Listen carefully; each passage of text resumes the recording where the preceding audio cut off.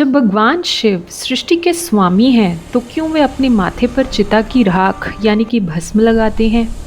क्या ये भस्म केवल नश्वरता का प्रतीक है या इसके पीछे उनकी पत्नी सती के विरह और अहंकार नाश का कोई गहरा अनसुना दार्शनिक रहस्य छिपा है? आज हम जानेंगे शिव के माथे पर भस्म लगाने का वह सबसे अनूठा और गहरा आध्यात्मिक रहस्य। भस्म धारण करने के पीछे एक बहुत ही भावनात्मक कहानी है। जब शिव की पहली पत्नी देवी सती अपने पिता दक्ष द्वारा शिव के अपमान को सहन न कर सकी तो उन्होंने योग अग्नि में अपने शरीर का त्याग कर दिया। सती के विरह से अत्यंत दुखी शिव ने उनके जलते हुए शरीर की राख को उठाकर अपने पूरे शरीर पर लगा लिया। ये दर्शाता है कि शिव के लिए सती का शरीर नश्वर हो सकता है, लेकिन उनका प्रेम और स्मृति अमर है। भस्म शिव के लिए शाश्वत प्रेम का भी प्रतीक बन गई। राख उस चीज का प्रतीक है जो अग्नि में जलकर शुद्ध हो चुकी है और अब नष्ट नहीं हो सकती।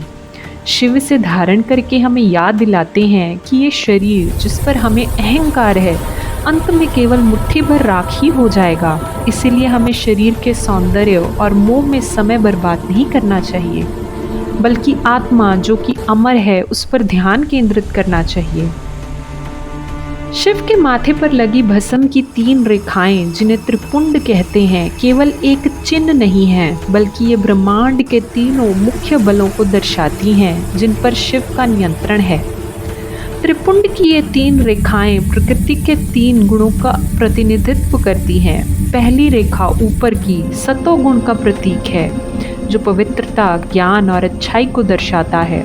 दूसरी रेखा मध्य की जो रजोगुण का प्रतीक है जो क्रिया, ऊर्जा और जुनून को दर्शाता है। तीसरी रेखा नीचे की तमोगुण का प्रतीक है जो जड़ता, अज्ञान और अंधकार को दर्शाता है। शिव इन 3 गुणों को भस्म करके ये संदेश देते हैं कि वे संसार की माया से ऊपर हैं और उन्होंने गुणों के बंधन को जला दिया है। शिव ने इन सभी शक्तियों को नियंत्रित कर लिया है, इसीलिए वे महादेव कहलाते हैं।